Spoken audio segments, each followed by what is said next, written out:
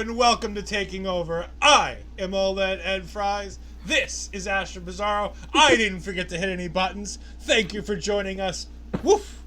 If you thought last week was jam-packed with action and information, wow, this week was even more. To the point where they had so much going on that they could have cut a match to make another match better. But we'll get to that in a moment. First, I want to go ahead and say hello to some of the great people. We got Sean Cena in the chat. Hello, Sean Cena. We've got Mark Talks Wrestling. He's going to go record his recap show and then be back. We look forward to seeing you then. We got In the Hot Seat podcast. Thank you for joining us. I want to know, talk to me in my DMs, but I want to know how the wrestling ladies thing went that you did last week. Go ahead and talk to me about that.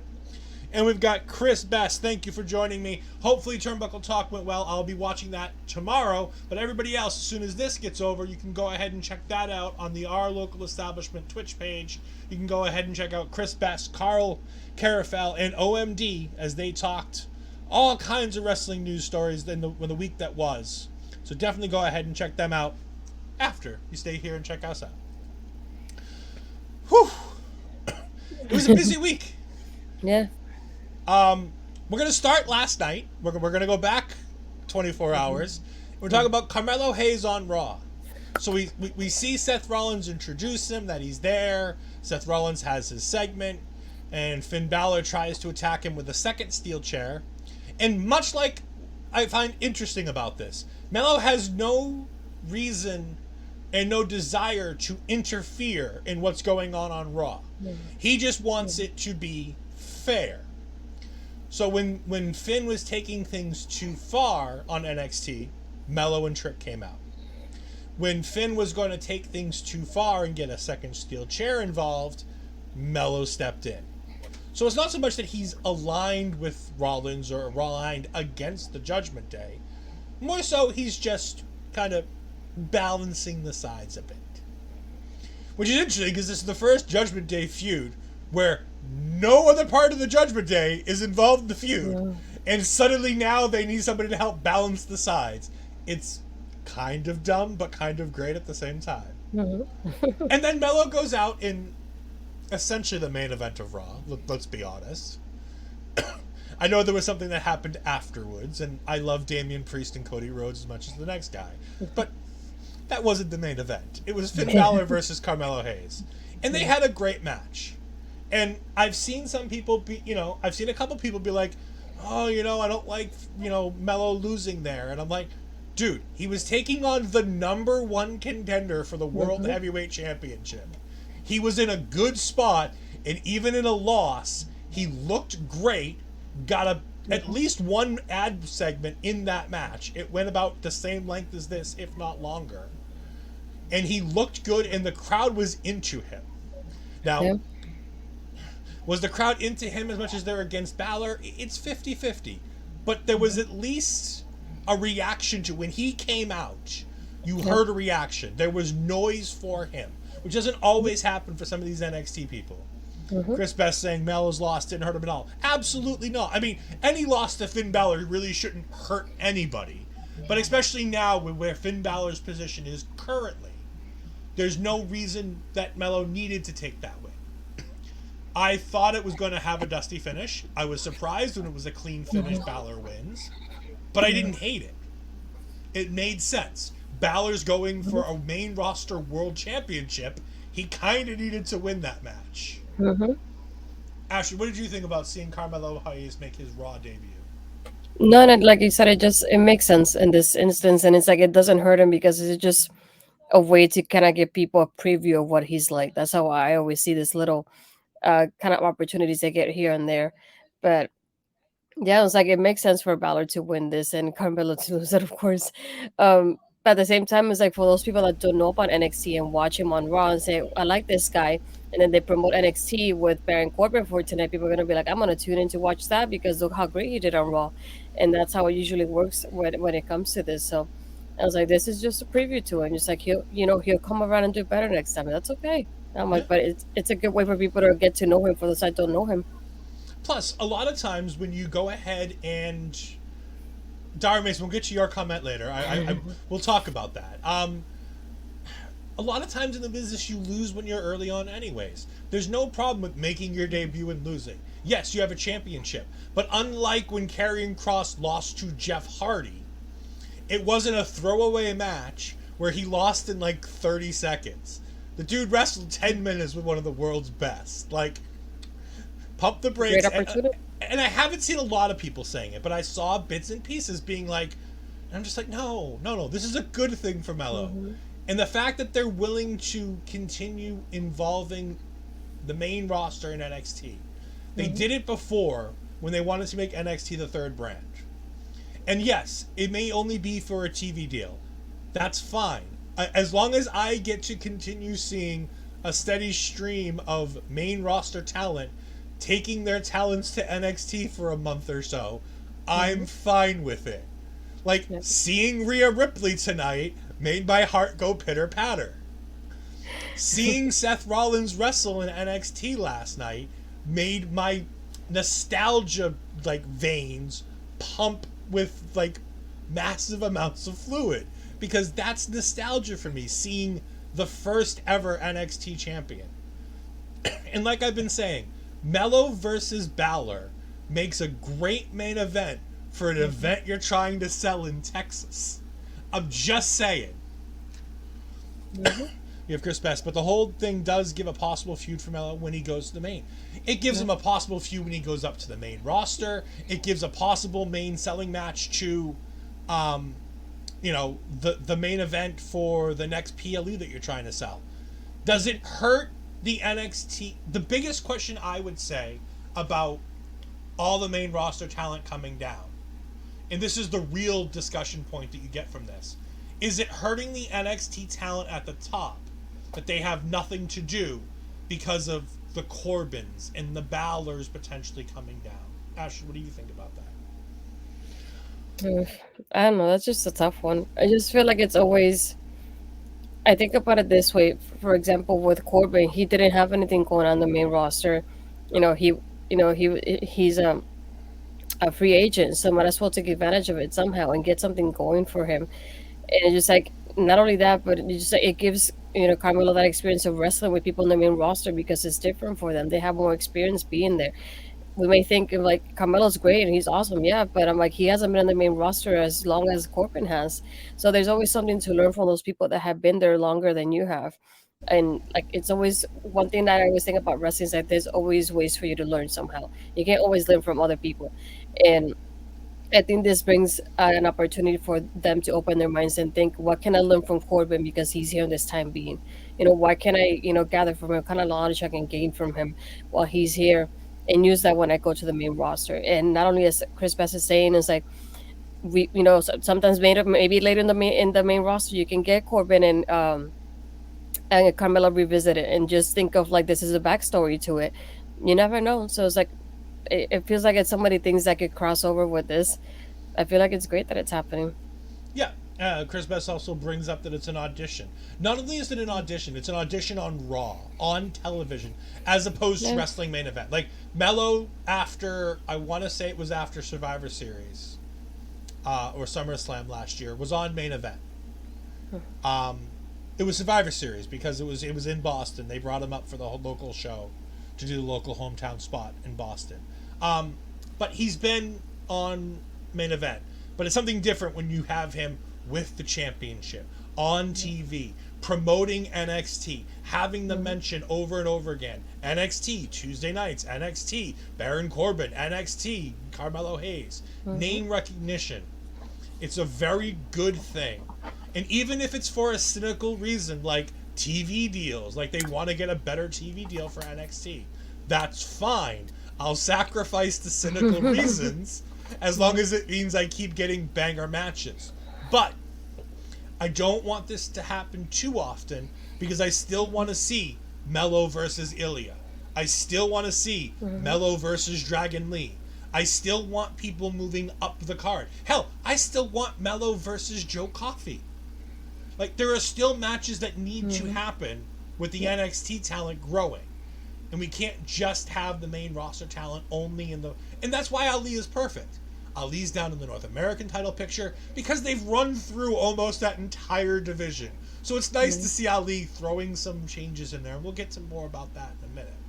But I don't want too many main roster people coming down because that can muddy the waters a little too much every now and then. We get a recap of last week.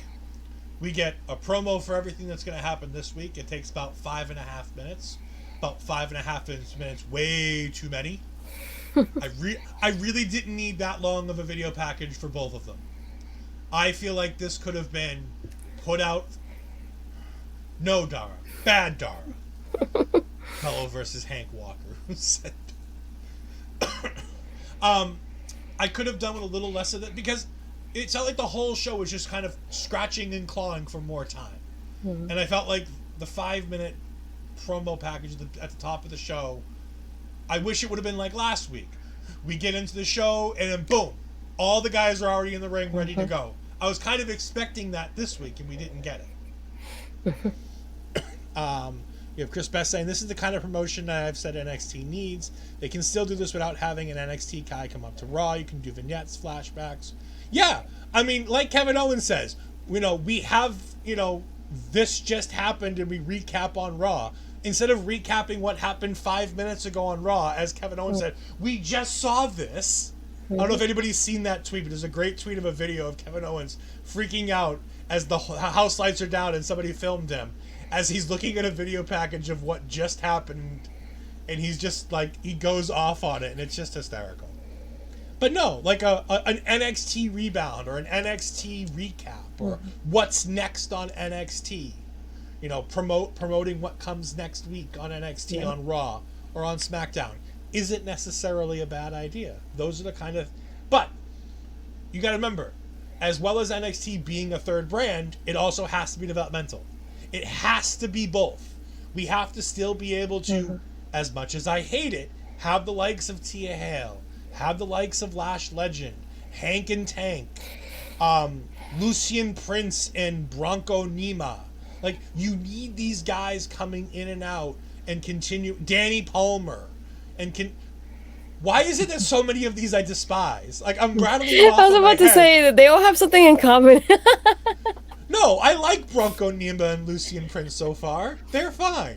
I also missed the big, huge guy that we saw once and we've never seen him again. Where's that guy?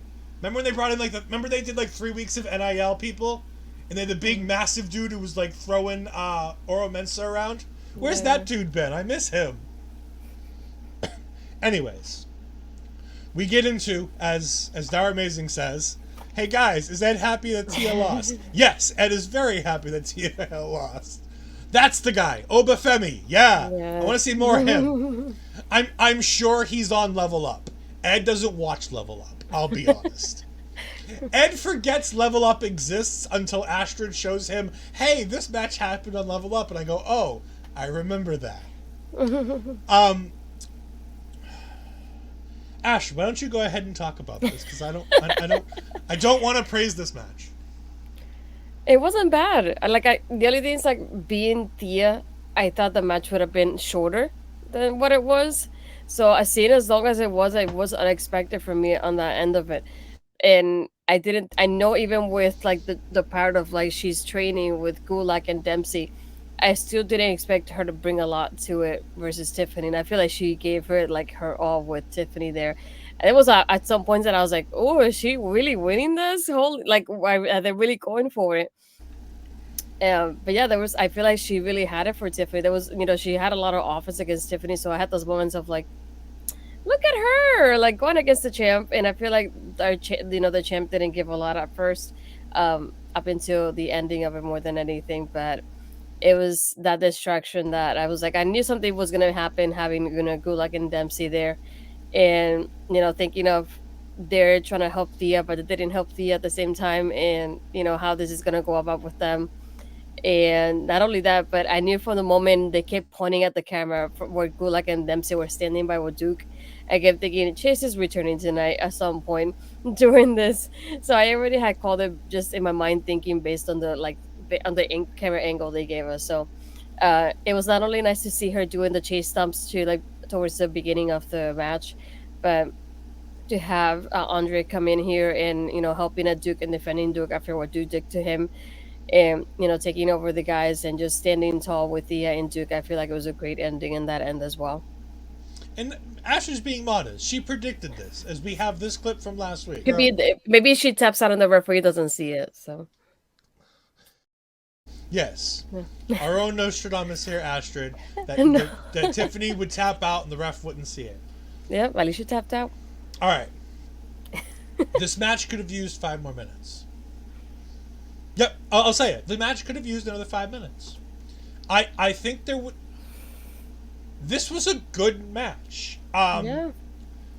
The only real big botch I saw was on Tiffany's side, where I can't guarantee it, but I'm almost certain that Tiffany went when she did a double foot stomp to the face. Yeah, she I think she got all of the face. I don't think Yeah. she got the shoulders like she was supposed to, and I think she kicked poor Thea Hail into next week. Yep. Which was great. Like, don't get me wrong, I love seeing Thea Hail get kicked in the next week, but that was the only botch I saw in that match. I love the idea of doing this with Tia's inexperience versus Tiffany's overconfidence, Tia's coaching versus Tiffany's lack of caring. It was a good baseline for the match. Mm-hmm. I loved the idea of Charlie Dempsey costing her the match, essentially, by pulling the ropes. The funny thing was, I didn't even see it coming. Like, when she was moving to those ropes and all of a sudden Dempsey just yanks it, I was shocked and surprised. Because I was like, wow, I didn't see that coming. I thought he'd have more faith in her. So I thought it was really cool that that's the way that the match, kind of turns on its head. Yeah. And then the ref's distracted with the 3 of them.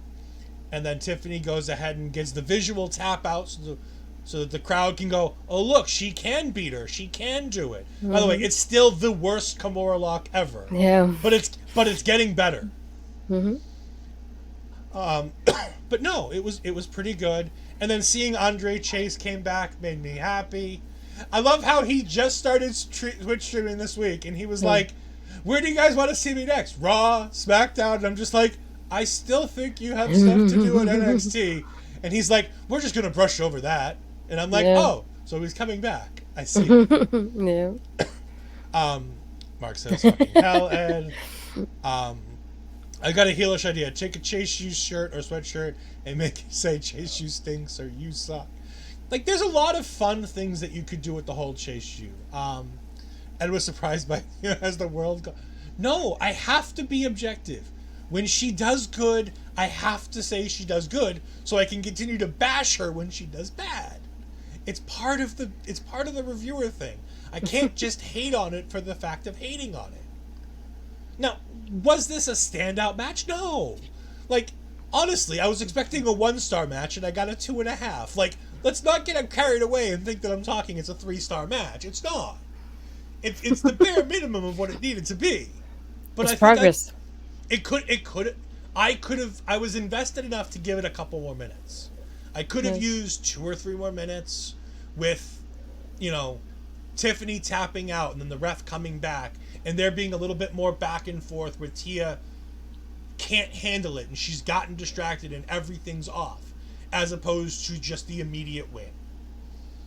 I think that there was another layer of story that could have been told to really sell the Chase U stuff. But if you need the time for the Andre Chase return, then I guess you got to take what you get, Again, there were a few other segments you could cut here. Yeah. But yes, Thea Hail loses. Thank God. The world is at peace. Nothing's wrong. We have an Ilya video package that I honestly didn't bother listening to. I love Ilya. But I was trying to write my notes for Andre Chase coming back. I was trying to make sure that I had cold water for the show. And I just didn't listen to the video package. I assumed it's him talking about Braun Breaker and how he has unfinished business or some bullshit like that. No, the one that really stood out to me is like he says that I experience pain of conflict, and he endures it, he embraces it, he becomes it. And it's like no matter what evil stands before me, like this is what it's gonna be like for the pain for him. They did just flashback to like the attack from Braun as he was talking with the voiceover, but he didn't like call him out or anything like that, like directly. He just said about his mindset going into like his matches, and his mindset, going through the pain that he goes through, and the way, his style, the way he wrestles. But so far nothing, which I'm thinking it probably is connected to what happened with Braun at the end, because that's the only part that Braun was in the show in any way, shape, or form before the ending. I wasn't even going to bother mentioning that Braun was even on the show because I didn't care. Yeah, no. We then get the introductions for the tag team match with both of the teams out back. Gallus talks about how Joe's not here, and I think it was Mark that said it doesn't matter. We're just going to take care of our business. And honestly, they don't look anything alike, but I couldn't be bothered to tell me which one's which. I know one's Wolfgang and one's Mark Coffey. I know which one's which. But if you ask me which one's talking there, I can't fucking remember for the life of me which it is. We also get Idris Enofe and Malik Blade backstage, which honestly I could have done without because they looked like absolute idiots. It's alright, Mark. You go ahead and get some sleep. We will see you in the morning. Get some rest. Yeah, go ahead and watch it. This is something I'm going to start doing because I haven't done it before. For everybody who is here after the fact, watching us on YouTube, go ahead and hit that like button. Go ahead and hit subscribe. Go ahead and leave a comment about what you thought of the main event in the comments below. We'll go ahead and answer some of those as we see them. But Mark, you definitely go ahead and have a great night. It is 2, almost 3 o'clock into where you are. You could use some sleep. As John Cena also says, wishing a speedy recovery to Grayson Waller. Mm-hmm. Yes, he announced today that he has a broken leg. Mind you, he had the broken leg before. He just didn't say anything about it. Nope. Which is why he's not wrestling, which is why he's been doing segments with his talk show. We go ahead and get everybody coming out. And then we get Kalani Jordan, I think she said her name was. Yeah, you got it. Talking to Dana Brooke, and I wanted to throw something at the television. I was waiting for that part. Not because Dana Brooke was on my screen. I didn't. Dana Brooke was the best part of this segment because Kalani Jordan felt like the most scripted, sugar sweet woman in the world, and I hated everything about it. Dana, I look up to you. No, you don't. Nobody looks up to fucking Dana Brooke. Stop lying. Nobody looks up to Dana Brooke. Even Roxanne Perez, who's shorter than Dana Brooke, doesn't look up to Dana Brooke. Mickie James had it right this week. She's a lovely lady, but she sucks in the ring. Like, let's just call a spade a spade. Like, just because you're a gymnast. Like, Tiffany Stratton's there. If you're a gymnast and you want to talk to somebody, go talk to Tiffany Stratton. Don't go fucking talk to Dana Brooke. But no, so Dana Brooke is having a moment with her, and Dana Brooke has a fan, and that's why she's all excited. And honestly, I'm happy for Dana Brooke to be excited about it. She's probably the first fan she's ever had.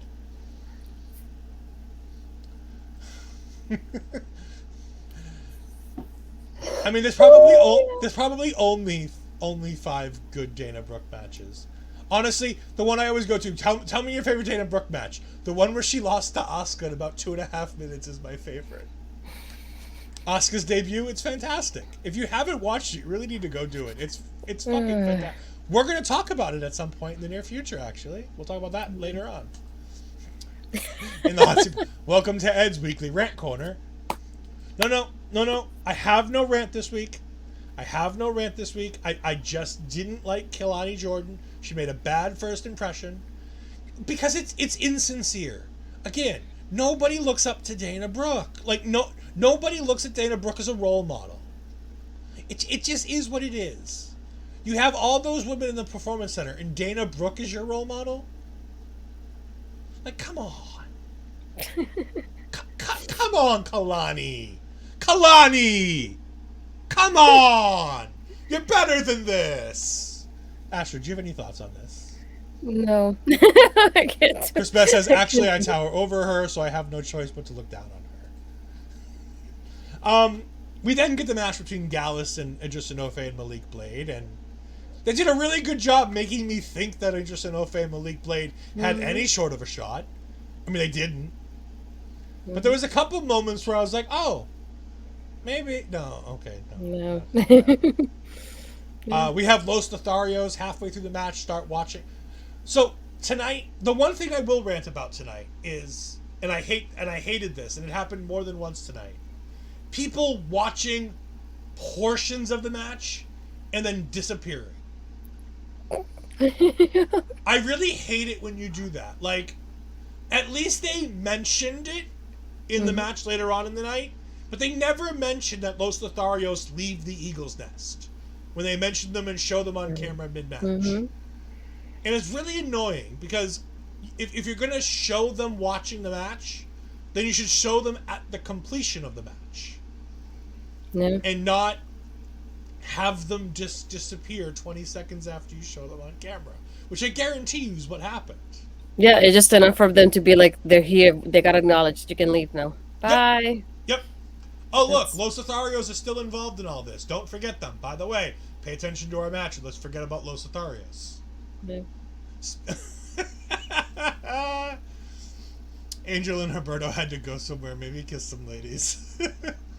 Honestly, that's not offensive because we've seen their gimmick. That is their gimmick. It is part of the gimmick. That's allowable. Also, Lauren says, "Wow, I was here for the rant this week." There wasn't a lot to rant about. I have some negative thoughts. More importantly, I have negative thoughts about the main event. But we'll get there when we get there. Ashley, what did you think about the tag team match before I talk about it? No, I feel the same way you did. I just like I like that they kind of made me think of like maybe it's happening, and in so many cases the way that the guys had the hot tags and like the quick tags and the creative tags. It was one at one point that was really creative from them as well. But even like having those moments of like, look, they're going quick about it, and especially towards the end when they have Wolf tied up and then Stax is there. So you're thinking Stax is gonna take care of Mark here, so they should be good to go.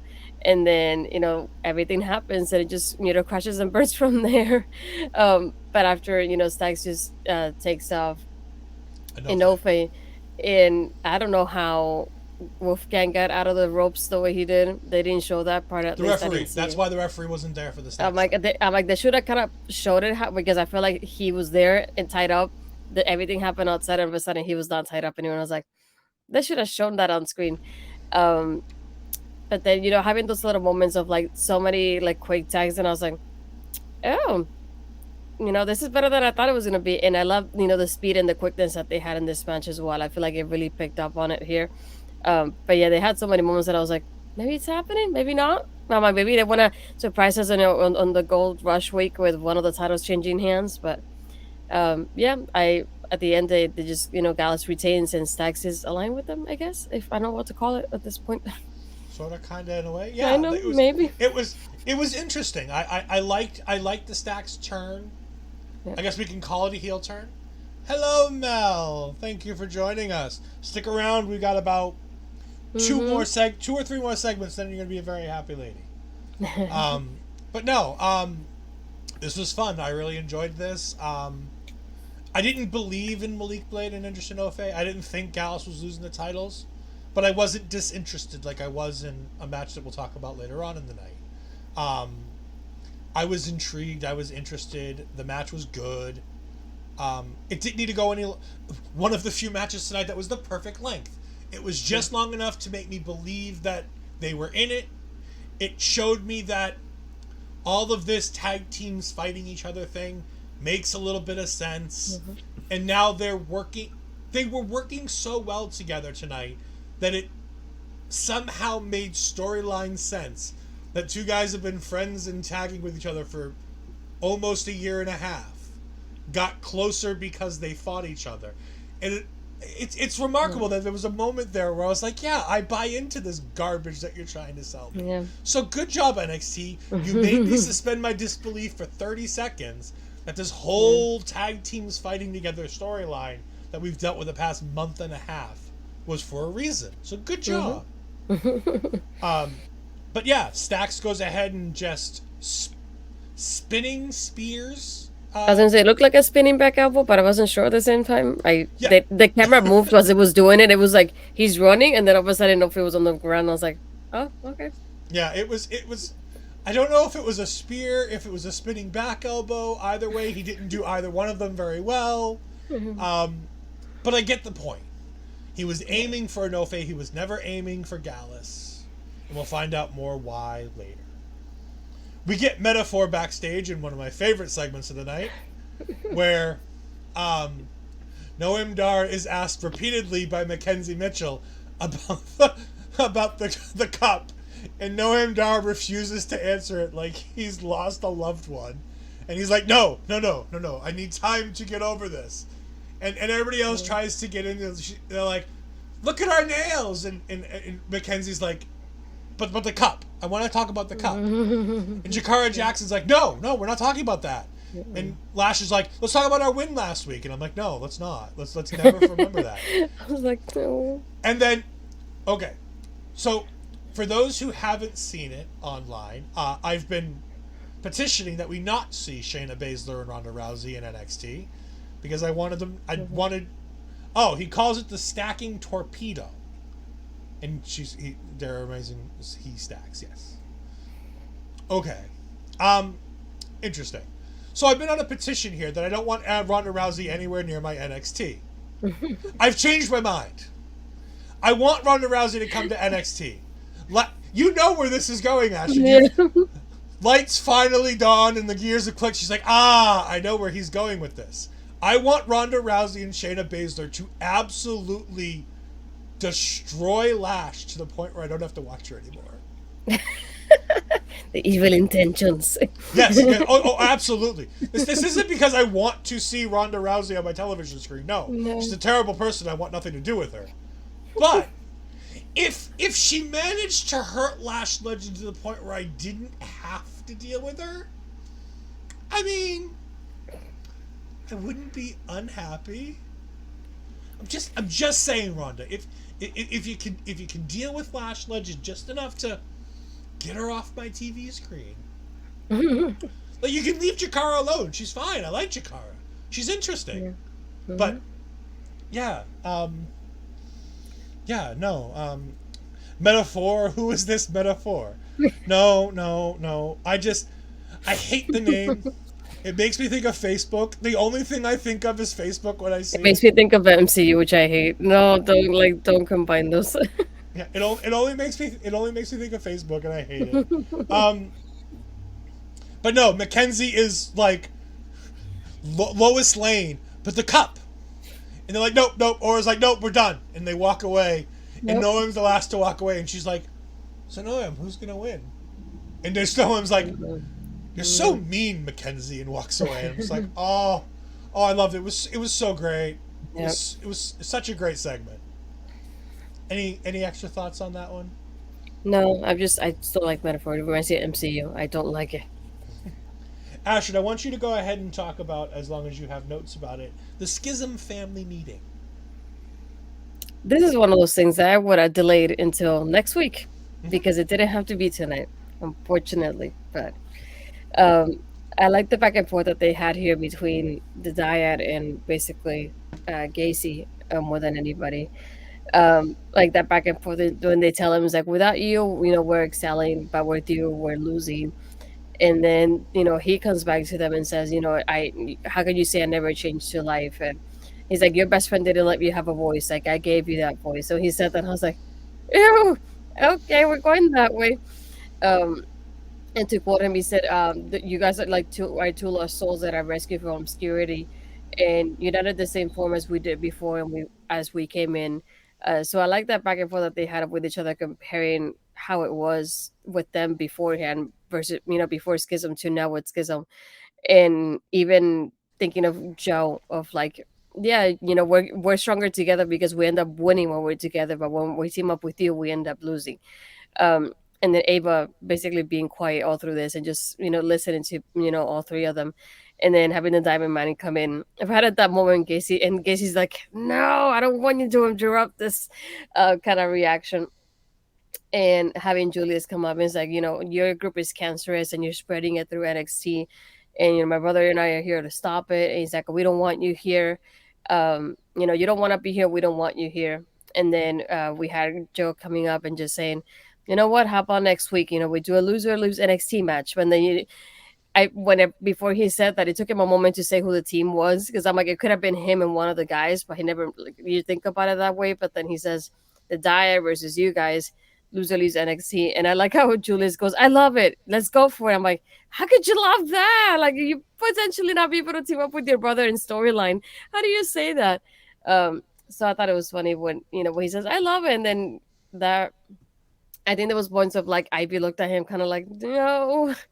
Um, but I liked how the challenge is made. And the first thing is, at the same time, we both said, they go schism, unfortunately. So a couple things I have.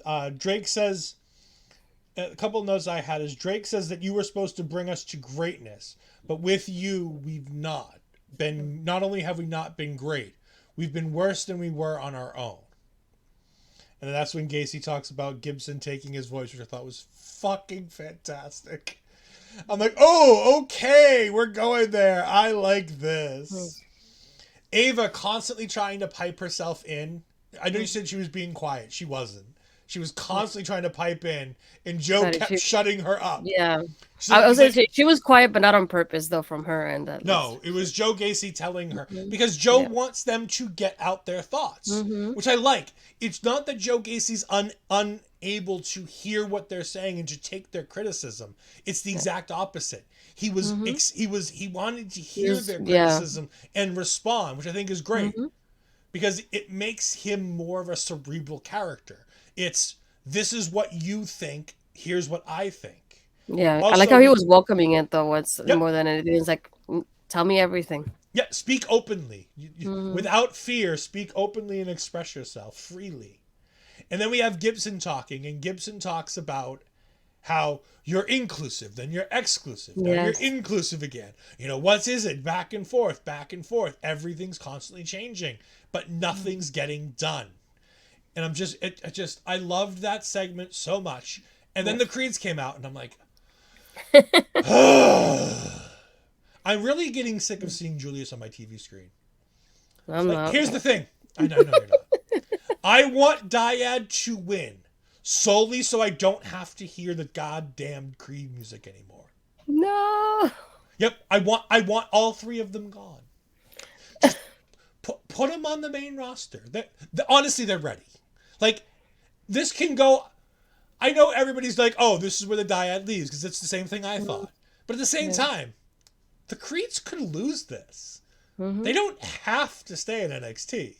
Like, there's no reason to keep them there. With Ivy Nile and the promo that they cut tonight, they can do that on the main roster with people like Kevin Owens and Sami Zayn, with people like Imperium, with people like the Usos, Pretty Deadly. Like, they can hold their own enough to learn on the fly on the main roster. Their in-ring talent has come through to the point where they're there. They have developed characters finally that feel fully fleshed out, that they can go to the main roster and not get lost in the shuffle. Plus, honestly, are you telling me you don't want to see Kevin Owens and Sami Zayn run into the Creed brothers on Raw? Like, tell me that wouldn't be a funny thing. Or Matt Riddle running into the Creed brothers. But no, this is where the Dyad lose and the GYV just go home for 6 months. Yep. I have a feeling we don't see the GYV again after next week on WWE television. I think this is it for them. In the Hot Seat Podcast, I'd really hate to see the Dyad leave. I agree. Me if the Creeds lose next week. Sad. Me if the Dyad lose next week. Well, it's... I agree. Like, I'd be sad if the Dyad lose, but at the same time, like, when you openly ask for your releases and they get denied, and you tell the world that you're leaving in October, you can't cry foul when the company decides, well, we're going to put you on the shelf. They still gave them another 6 weeks. Like, they've had so much more time than I thought. Because if Vince were in charge, they'd already be iced. I was gonna say we always expected them to leave like on screen since that moment they tweeted about it. So being that we got this whole time with them there, I was like, by the time this happens, it's gonna be July. So they have from July to October, and then they're gone. I expected this to happen sooner than it did, and so it was really surprising that it took this long for this something like this to happen. But they gave it a storyline too. Like it's going to play. They've done so well with, hey guys, can you at least work with us to get Gacy? This is all to build Joe Gacy and Ava. It's all to build the two of them. And I love that. Like, you're going to leave anyways. Fine. We'll put you on TV. We'll give you the opportunity to showcase your wares. Everybody knows you're available. The entire world knows that you're going to be free in October. We'll give you the chance to showcase your talent while everybody's paying attention. And you can build a storyline to explain where you go. Like, it's actually pretty good. And they got, what, 2, maybe 3 title matches in the process? What this is happening to? They got 2 NXT Tag Team title matches on their way out the door. Yeah. Here's the thing. My bigger question. What if they're no longer out the door? I thought about that too. Yeah. What if they quietly decided to stay? What if Shawn Michaels and Triple H heard their cries of we want to go and were like, is there something we can do to make it better for you? What if they don't leave? Yeah. What if they lose next week and GYV are on SmackDown the following week?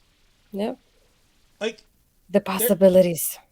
It won't happen, but what if? Yeah. You know, it is what it is. In another segment where I didn't learn a lot about these people, but they were on my TV and I want to see more about them, we get Bronco Nima and Lucien Price. They played football and they're street kids. Like, that's about the epitome of what I've gotten from them. I like that they're giving them something. We're getting some kind of a character. We're getting that they're going to be this group of, not so much thugs, but they're going to be kids raised on the streets, raised by the streets, which isn't necessarily a bad idea. I have no idea what their wrestling is like, but I'm interested to see. I'm sure I can watch Level Up and find out. I'm sure they're there. Chris Parrish jumping in. Hello, Parrish, saying this could be a great way to bring GYV back. I agree with Ed, who normally hates everything. Well, how about Ava interferes, attacks the dyad to make the Creeds lose? Yeah, there's all kinds. Oh, no, I was about to say, nobody say that, please. Not quite. Just because they're raised on the streets, that's why I was trying to differentiate between raised on the street versus thugs. They're not doing a crime time gimmick. These are more like Hard Knock Life, School of Hard Knock Life. For anybody who's listened to Jay-Z, I love that album. It's fantastic. But it's that Hard Knock Life kind of raised on the streets. You know, we didn't have a family growing up.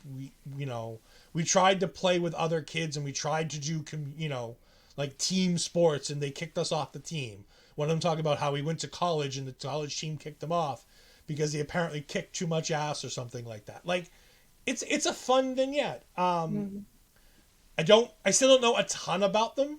They haven't told us too much, but I have a basic idea of what they're about. And I like that. We then get the group of Hank and Tank and Axiom and Reggie backstage talking about this vignette. And Tank goes, well, now it means we're going to get 2 more tag teams in the tag team division. Yeah. And Axiom's like, who's the second tag team? And Hank and Tank are like, well, you 2. And Axiom's like, no, we're not a tag team. And Reggie's like, oh. But you face each other already. Yeah, I like that. Hank's like, but y'all work well together. Each other. And you already wrestled, so it's all part of the program. It means you a tag team in WWE. I'm like, great. Yeah, it's a little bit more make a difference spot 2 than it is Crime Time. For those who don't remember the terrible Make a Difference spot 2, before he became Rikishi, they had him on the streets with like FUBU jackets and like a beanie. It's more that than Crime Time. But again, that's still not quite it. It's just 2 kids, big kids too. Like, they're not small men by any means. They're big boys. That Bronco Nima, what does he go? 6'4", 6'5", a good what? 220, 230? Dude's pretty jacked. So I'm excited to see him in the ring. Hank and Tank Bath, brought to you by Rogue Energy. I'm sorry. Well, you know what? Speaking of Rogue Energy, all of us here at Ol'Ed are going to need it because we got a busy week ahead. And you know what? Instead of me talking about the busy week ahead, I'm just going to go ahead and play the video. We'll be back in about a minute and a half to talk all things tag team wrestling.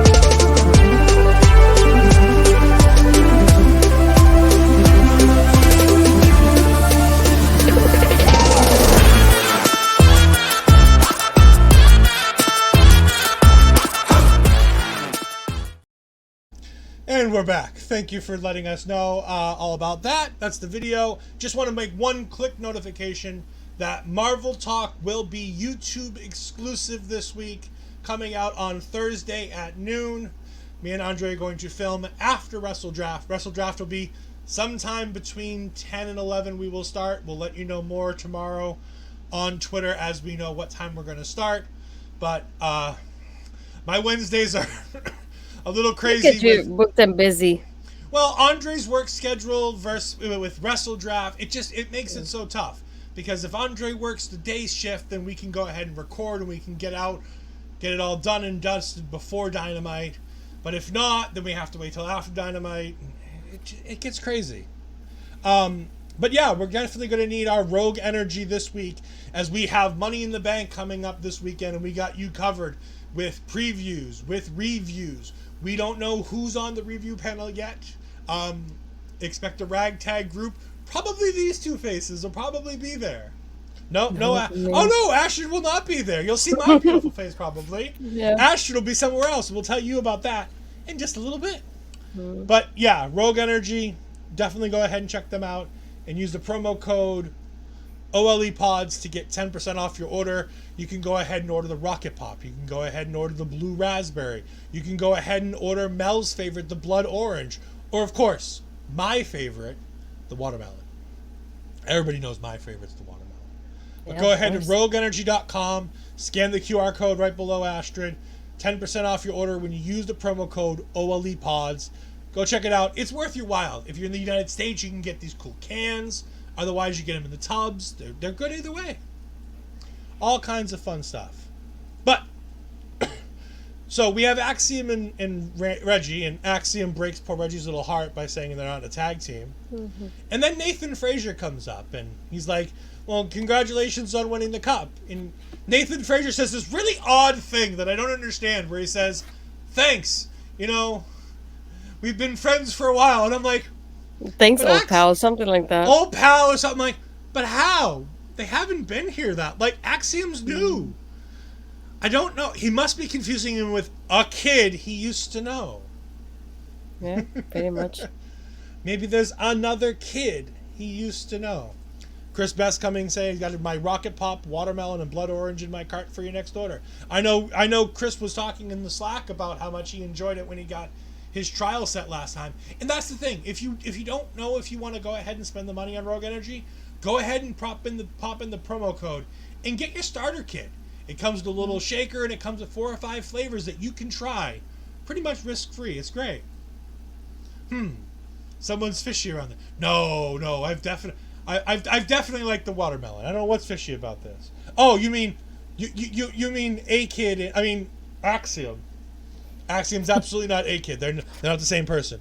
It's like they look alike. It's like Sami Zayn and El Generico. People confuse them all the time. They're two totally different people. Maybe Nathan saw Axiom wrestle on an indie show or something. Yeah, a live event over the weekend. But they're both so young. I don't know what it will be.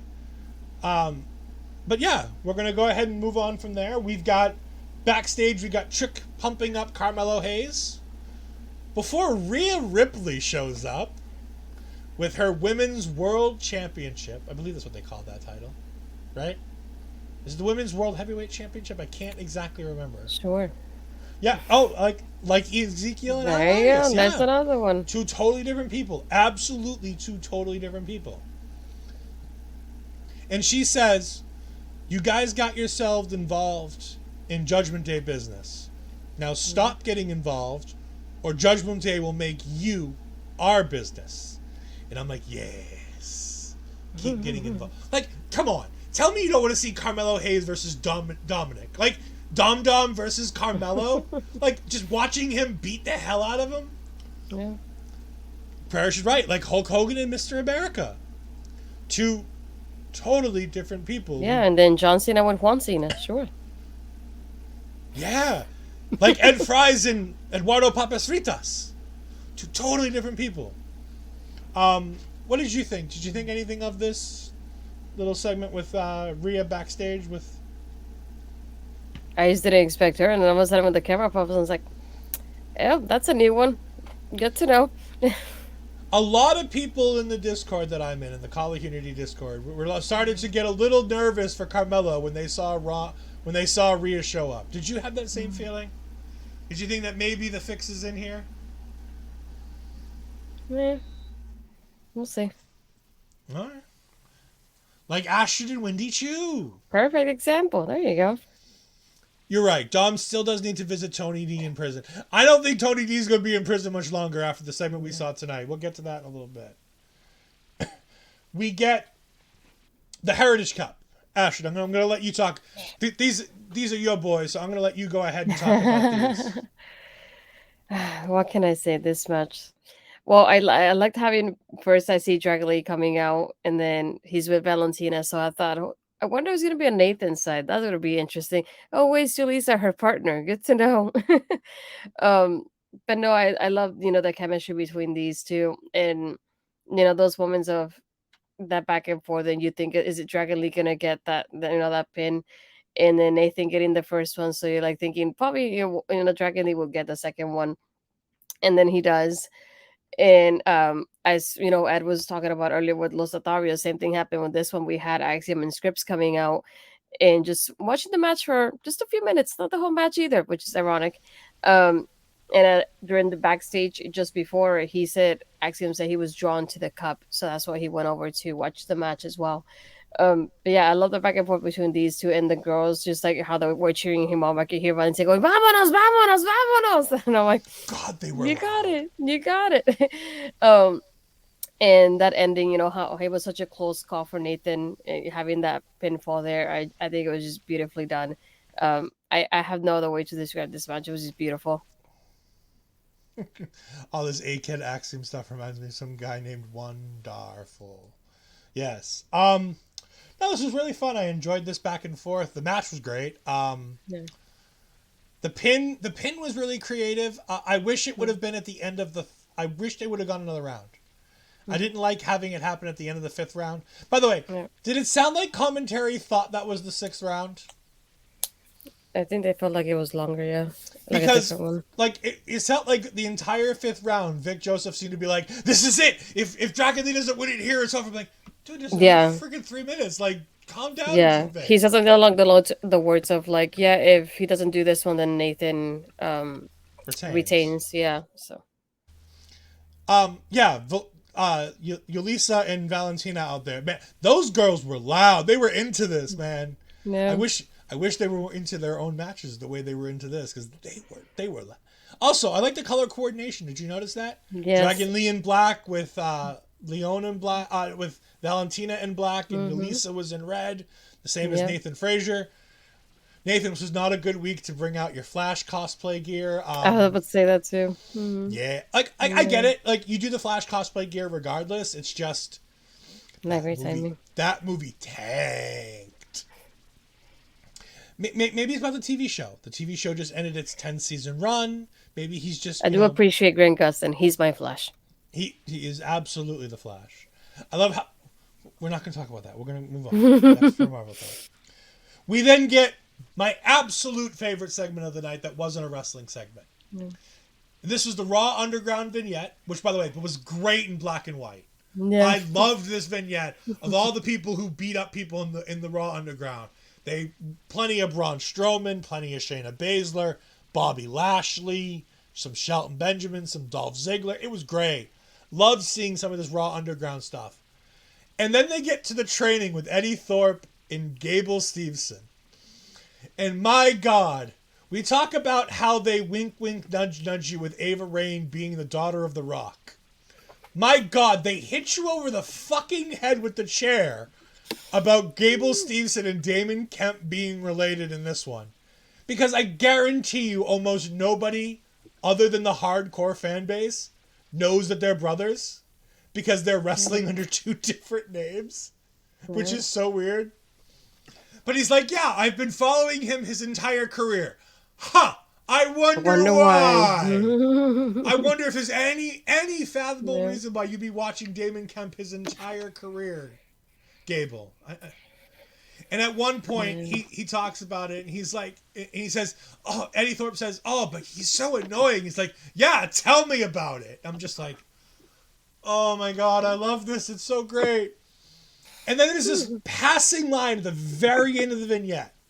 There's this momentary line where he's like, hey, can you come out there with me next week? I want you out there with me. And Gable Steveson looks at the camera and goes, yeah, I'll wave to Damon's parents. And I'm like, oh my God, I'm dead. Oh, I was so dead. Oh, I didn't know that jackass horrible person, alleged horrible person can be so funny. He had a pending court case. It's a lot different than some of the other ones. His made it to court. I don't know how it ended, so I'm going to go with alleged. That being said, yeah, they had apparently nothing for him to do on Raw and SmackDown, so they brought him to NXT to get something out of the U.S. gold medal Olympian, who they thought had all the potential in the world to bring them new eyes. But you know what? He's funny. I like him. Well, I like his character. I don't like. I was gonna say he had more of a personality than Damon has so far, at least. That I can tell. I know, right? Isn't it? That's the only thing. Yeah. It was he. Oh, he was so good. Oh, it was such a good segment. We then get Astrid's favorite backstage segment of the night. We get Ali with Wesley. And Tyler Bate at one point comes in without his shirt on, which obviously made Astrid a very happy camper. Am I wrong? No. Okay. And we have Wesley angry at Ali for the refereeing, and he's like, just keep being a fantastic professional wrestler and leave your refereeing, days behind you. And then Tyler Bate comes in, bat out of hell. He's pissed off. He's like, that's rubbish. Yes. Sorry, Mark. Mark, you'll hear that tomorrow, and I'll get a message. She didn't do it right. No. I have an accent. It doesn't work without another accent, okay? But yeah, no, Tyler Bate comes in, and he's mad. And he's, if I had a fair referee, I'd win. And you see Wesley go, excuse you? Uh-huh. You'd what? You would have what? If we had a different referee, you would have what? Say that again? I'm going to do the Hulk Hogan like CM Punk did the other night. Do I hear you right? Yeah. And Ollie's like, no, I'm next. And Tyler Bates like, no, I'm next. And Wesley's like, I'm just gonna leave. And he slips out the back with his championship, and nobody's the wiser. The funny thing, when he goes to Ali, he tells him like, "Can I stick to being like a dope wrestler?" Reminded me so much of my dad's joke of like when one of us tries to be funny, and he goes, "Stick to your day job, honey. Just stick to your day job." And just like I just thought of that, and just like I know, I was like, no, I can think of my dad as this was happening. There Yeah, it you was go. it was it was so funny. Ali playing it up like he was great. He's like, they're like, the fast counts for both of Both you. of you, the The slow slow count counts for for both of both. you. The slaps Yeah. for both of you. He's like, He's I like, I did was good. equal. He's like, I did good. I called down the middle. They're like, no, that's not what in down the middle. He's like, but I did it for both of you. And then he Mhm. did the arm thing too. Like every time it was like, Yeah. oh, Ali was great. I loved it. We get Robert Stone backstage looking for Von Wagner. Low key, this was really good. I know a lot of people are going to be like, after the big segment you had last week, where Mhm. people were really all for Vaughn, this is the follow up. People are going to feel upset. I don't. I love this. It's selling. All this is selling last week's segment. That Vaughn opened up and he's not ready to deal with it all. Yeah, no, I agree. All for Vaughn, none for Stone. I agree. I agree. But no, I love this because Robert Cohn comes up to him. He's like, hey, we got to keep doing this. Like we got to open up more. We got to talk more. He's like, no. Remembering all that trauma, but not just my trauma, my family's trauma. It stirred up all these feelings. And he can't handle it. And he just walks away. And I'm like, that's what anybody who went through what he went through last week would go Mhm. through. So I Yeah. liked seeing it. Yes, for TV purposes, we'd like to have a follow up, have more of the story. But you know what? This makes sense. He's been blocking it out and putting it behind him for so long Mhm. that this makes perfect sense that he wouldn't be able to handle it. Plus, it makes it more realistic when just like when you think back of like from his point of view, thinking back of like one of the worst things that's ever happened to you in that way. It doesn't affect just you, and affects the people around you. So it's like realistic in that way of being like, it's not really even just what happened to me, but everybody else around me too. And it's like that was well done. And it's like I still like the character progress we've got with him so far. Yeah, it's another step in the right direction. It's Yeah. another step in giving him feelings and giving him a Hmm. character. It didn't have to be another in-depth segment. It just needed to be enough where we're continuing the story, where NXT didn't just drop the ball. It's not like 3 weeks of where's Vaughn? He can't deal with it. Why did he disappear? It's no, he's here, but he's not. He's not here. In Yeah. his head, he's still somewhere else. He's not able to handle it. I loved it. All right, and then we get Kiana James versus Gigi Dolan, and this is the biggest thing I would have cut from this show. Amen. I would have moved this to next week. Mm-hmm. I would have given the main event 5, 10 more minutes, whatever this match had. Give it to the Yeah. main event because God, this okay. There was nothing bad about this match. No. There was also nothing good about this match. Exactly. Yeah. Um, there was nothing bad in the match. After the match, we find out that her bag, her Kiana James, pronouns pal, Kiana James's bag was full of paint cans. And she poured the paint on top of Gigi. Can I say this? No. Go ahead. Kiana was more interesting when she was doing JBBJ than she is now. Yep. Now I miss it.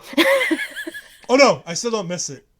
I do because I feel like I don't want to say it like this, but I feel like it gave her something to like do because I don't like the interview that happened last week, and then this wasn't great either. It's like I feel like the only time like her personality really was highlighted was when she was on JBBJ, and it's just like I was waiting to see from both ends how Gigi will be without JC because this will be the first feud without JC involved in any way, shape, or form as a partner or as an opponent. And then on Kiana's end, I was waiting to see because I thought this is, the first official feud we get her without JBBJ involved in it, especially Fallon as a partner or an opponent. So it's like I feel like this was kind of like it felt almost like a test for both of them to see how it would be, when they're free from the usual storyline they had. And then this happened, and I literally went, I'm like, the only great thing that happened was the ending with the crucifix bomb and then ending to it. Like nothing stood out. And like you said, like nothing was bad, but it's like nothing really was good about it either. And just like this match could have been avoided in this week, and it would have been good next week or the week after that. Like it didn't have to happen like right now. So I would have. This is one of the matches. One of the few times you'll hear me say I would have cut this match, and it's a women's match. Me and me saying that it's a big one, but I would have cut it from this week at least. I'll be honest, any match in this segment that only took the 5 minutes this match took, I would have cut. It didn't. I honestly don't care what match it would have been. It could have been a men's match. It could have been a women's match. This match here, in this spot, needed to be cut. Yeah. Because we had a big championship match. You started getting ready to sell the championship match at 10:45. And you had the 15-minute overrun. And you still only gave us 10 minutes in the match. With championship entrances and the like. I just feel like this could have been cut and moved to next week. Not cut like forgotten about and just destroyed, but just move it to say, I really wish wrestling programs would do this. They never do it. I really wish they would. Cut for time. And just tell us on television, hey, we're running low on time. The main event's coming up. We want to make sure the main event gets its time. This match has been moved to next week. And just say it and be outright about it. And you know what you could have done too, specifically with this one?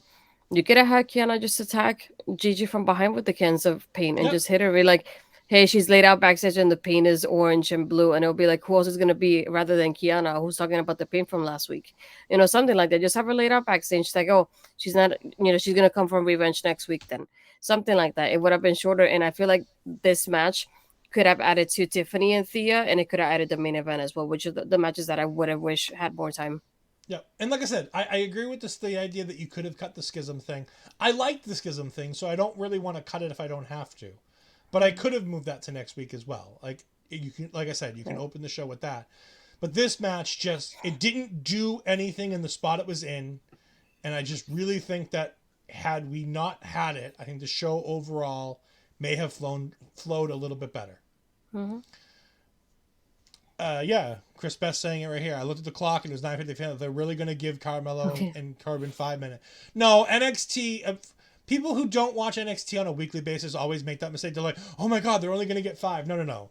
NXT always has a 15-minute overrun. It always goes at 10:15.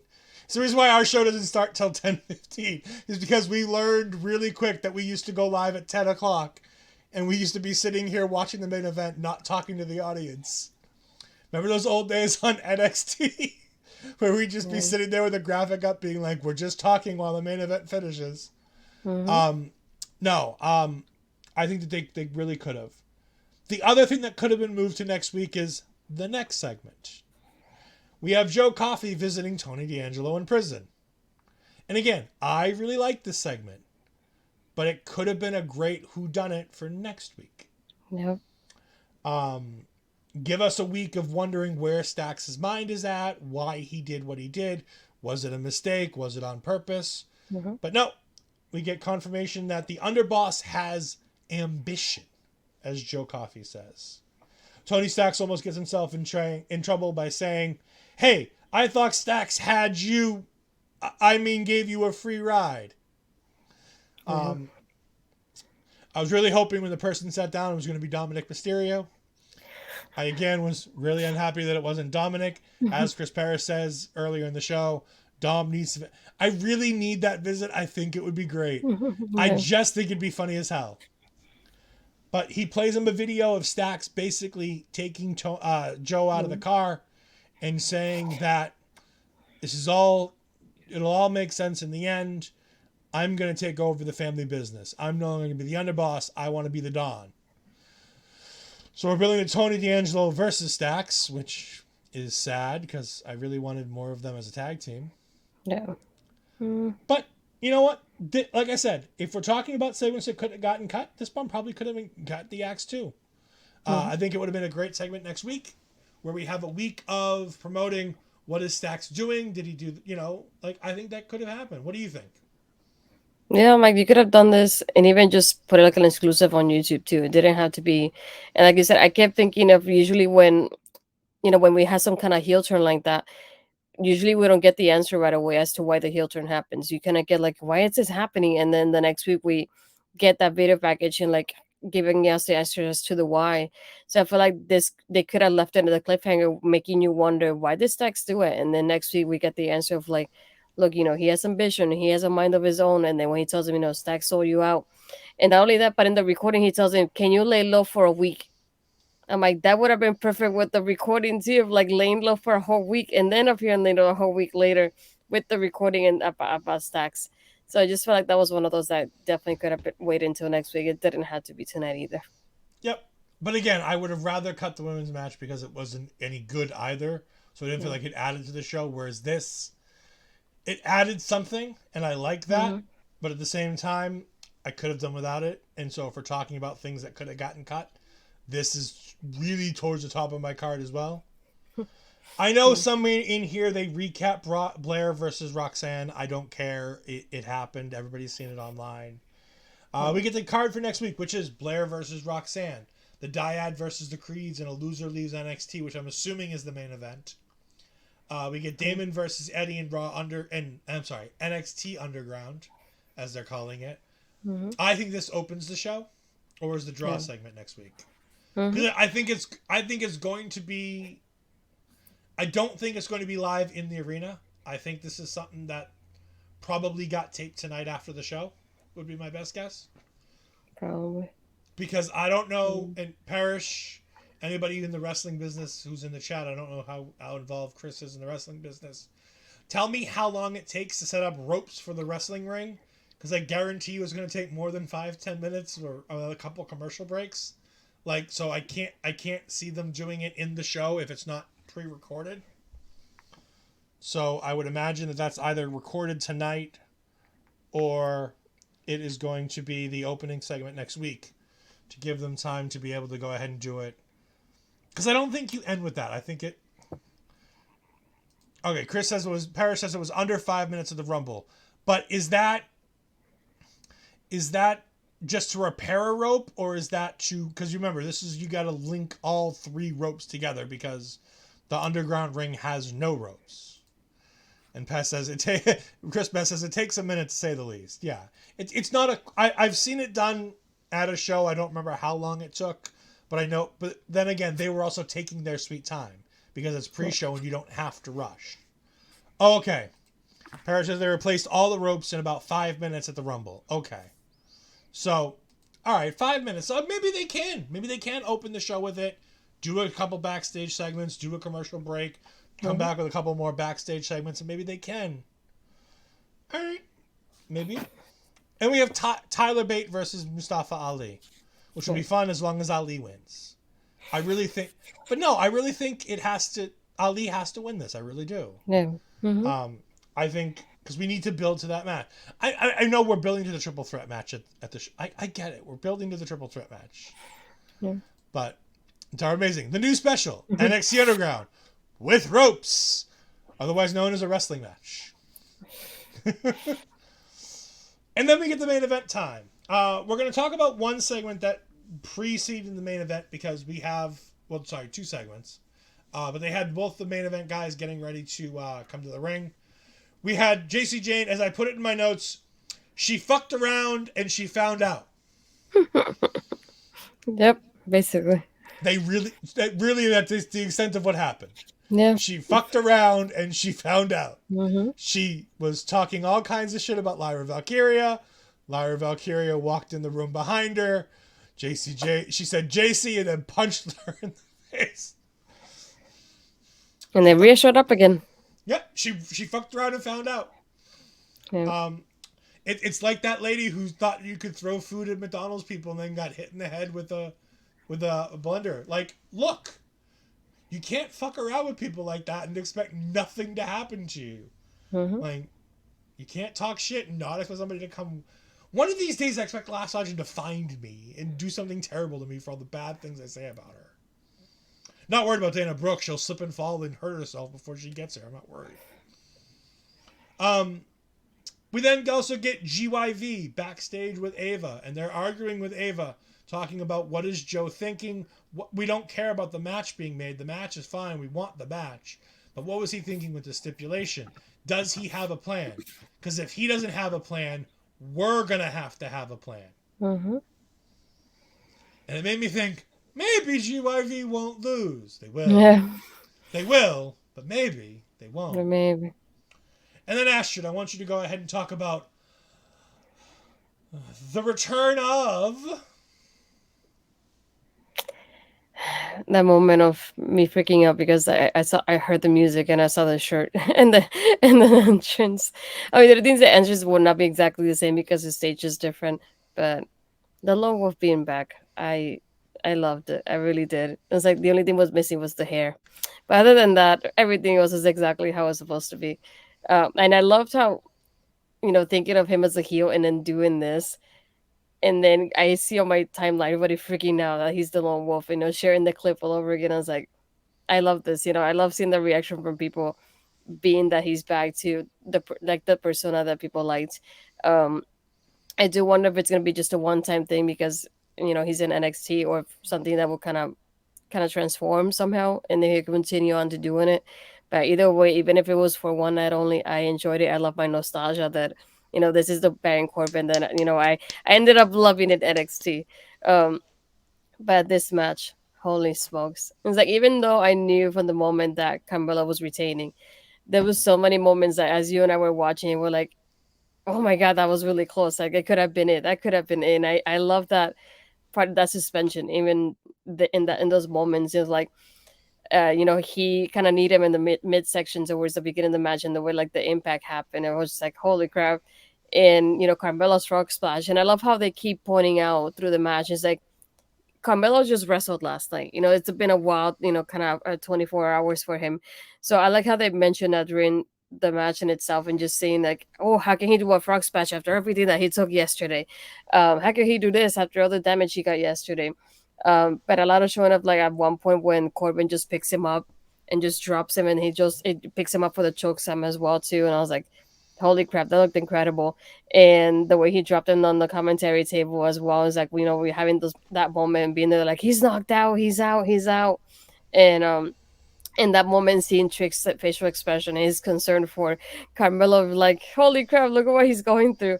And everything towards the end, I loved it. I really did. I just like when it was over, I couldn't believe it was over, and I didn't want it to be over either way. But Baron Corbin and Carmelo that knocked it out of the park tonight. All right. So we all were waiting for Ed's rant. Yep. And Parrish, before we get there, the only change I would make is if Baron Thorne's this, he needs to. I Bring the Darkness. It is his best theme. I will agree. However, in NXT, hearing the motorbike start and hearing that lone wolf entrance, because of the fact that it's NXT, I don't bring back I Bring the Darkness. Because I Bring the Darkness is main event Baron Corbin at the best points of Baron Corbin on the main roster. That's Baron Corbin winning the Andre the Giant Memorial Battle Royal. That's him retiring Kurt Angle. That's him beating Roman Reigns. All of that is I Bring the Darkness Baron Corbin. But if he's coming back to NXT, it has to be Lone Wolf. It has to be the motorbike. It has to be the graphic, which they found out of the fucking mothballs. To find the Lone Wolf graphic. They found the spotlight. And the shirt. He was wearing the shirt too. Yeah, they found an old shirt that he could put on. Okay, he didn't have it at the Andre the Giant Memorial Battle Royal per se. But that was right at the beginning. But it wasn't long after the Andre the Giant when he went to the main roster full time. But yes, I Bring the Darkness, I will agree, is his best theme. And he should be back to that theme. I wholeheartedly agree. But here in NXT, it's all about the Lone Wolf. All right. Ed's rant to the moment here, though. I hated the finish of this match. And it's not because I hated the fact that Carmelo Hayes won. That's not it. I hated how Carmelo Hayes won. This match did such a good job building Baron as the big bad bastard. He was ragdolling Carmelo Hayes. When he wanted to lift Carmelo Hayes, Hayes went up. He didn't have to say how high. He just got jumped. He just got thrown around. When he got bashed off that table and Vic was like, he's out. And when every time the Baron would hit a move after that huge deep six, I mean, he spun 3 or 4 times with that deep. Like, that was a big deep six. Mm-hmm. And Hayes kicks out. I'm fine with the kick out. But what I'm not fine with is this is why this match needed 5 more minutes. This is why I've been bitching the entire night about segments that could have been cut to give me 5 more minutes. Because I would have given Tia and Tiffany another couple minutes, 2 to 5 minutes for Tia and Tiffany. And then here in the main event, I needed another 5. I needed at least another 5. Because I felt like babyface Carmelo Hayes needed that claw back, almost like a hot tag. In a match, you have that segment right before the hot tag that you get to. I feel like the finish of him hitting nothing but net should have been the clawback segment. It should be that hot tag. And then once he gets the tag, that's the nothing but net for the win. He got his head bashed in. He got the deep six. And within a minute or two with a couple big moves out of nowhere that really shouldn't have been out of nowhere, I would have liked, like I said, I just wanted another couple minutes of him fighting his way back to being on top and getting those moves off. I'm just so mad because it's a great match. Mike the Ref, thank you for rating me. I greatly appreciate it. Thank you very much. We greatly appreciate having your people here. You can go ahead and join Mike the Ref every night, a bunch of nights, especially on Wednesday nights. He does a great AEW watch along. So definitely make sure that you go ahead and watch him tomorrow night at 8 p.m. over at twitch.tv/Mike the Ref. Honestly, I do the shout out, but I have no idea how to do it, so I'm just going to leave it. But definitely go ahead and check out Mike the Ref. He is fantastic, people. He just did a 12-hour charity stream. It's still up, so if you want to go ahead and donate to the Canadian Red Cross to go ahead and support them with all these wildfires going on, go over to Mike's stream, go over and find the Tiltify link right there. You can go ahead and donate to that thing. It is still up for another couple more days until the end of the month. Mike, NXT was great. I'm bashing the main event a little bit, but the match was great. But right, you see what I'm talking about, Asher. Like there's that little bit more that we needed in this main event that we just didn't have time for because, unfortunately, we had to have Gigi Dolan versus Kiana James, and we had to have the segment in the Yes, he did. I enjoyed the opener. I enjoyed it a whole lot more when Tiffany won, but no, I thought it was a good time. I thought Tia had one of her best matches. Her and Tiffany had enough chemistry to have a really decent match. And again, people are like, oh, you really enjoyed it. Like, I'm talking 2.5 stars. Like, I'm talking it was about basic. Like, I was expecting a 1-star match, and I got like a 2.5. In this main event, I was expecting 4 stars. And I'll be honest, it was about 3.5. I just feel like if this had gotten a little bit more time, it would have been so much better. That being said, Baron Corbin did everything to put Carmelo Hayes over here, and you can't say anything bad about that. He's come down. He's done what he needs to do. I really hope they give him something, whether it be on Raw, whether he stays in NXT, which honestly I'd prefer. I think there's a lot more guys that he could give the rub to. There's a lot more guys he could work with. I wouldn't mind seeing some more Ilya Dragunov versus Baron Corbin, I'll be honest. Yeah. And then Braun Breaker was bitching, whining, moaning, and complaining. All right, cool. We're talking about Braun Breaker for the night. Astrid, I want you to spend some time talking about this. I don't have a lot of time. I'm kidding. No, this weekend I'll be doing the Behind the Magic Woman of Color Wrestling panel. It's a great opportunity. Thank you to Kat for inviting me to do it. Along with well, her as the host and two other people. One of them being Samir, who I interviewed not too long ago, and Astrid as well. Yeah, so that I don't know if I'll be doing anything involving Money in the Bank because I will be in Miami doing this panel, which I'm preparing for. But really excited and nervous too for the opportunity. So if you happen to be going, there you go. You have a place to go on Friday. And for those who are wondering, it is the Florida SuperCon. There's all kinds of great stuff going on. So if you happen to be in the Florida area, 3:45 Eastern Time to 4:45 in room 209 and 210, go ahead and check it out. It is going to be a great time. I am so excited for Ashton to do this. While you're here, Ashton, go ahead and tell all the people where else you can find all of your wonderful things for next week. Well, you can find me mostly on my Twitter, Astrid Pizarro. My Instagram is Astrid Pizarro 20. And then again, you can find me doing taking over again on Tuesday, and hopefully next week and after I return, I'll be doing Ladies Wrestling Showcase with Mel. We wanted to do it this week, but obviously I will be out of town, so that won't work out. But then on Sundays, you can find my NXT review, my written one on Women's Wrestling Talk, mostly focusing on the women's segments. Yeah, a lot of exciting stuff. I do have, I don't want to say a project, but you're going to see a lot of writing coming up from me pretty soon on a different platform. So just, keep your eyes peeled for that one. Yes, I'm very excited for that one. I know the goodies on that one, but I have to keep my mouth shut.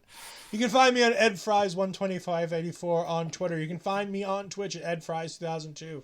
That's where you can find all of my stuff that I do here. You can also find my gaming stuff. I have so far streamed WWE 2K, My Faction. I have streamed some Marvel Snap. I'm going to be getting back into the gaming stuff.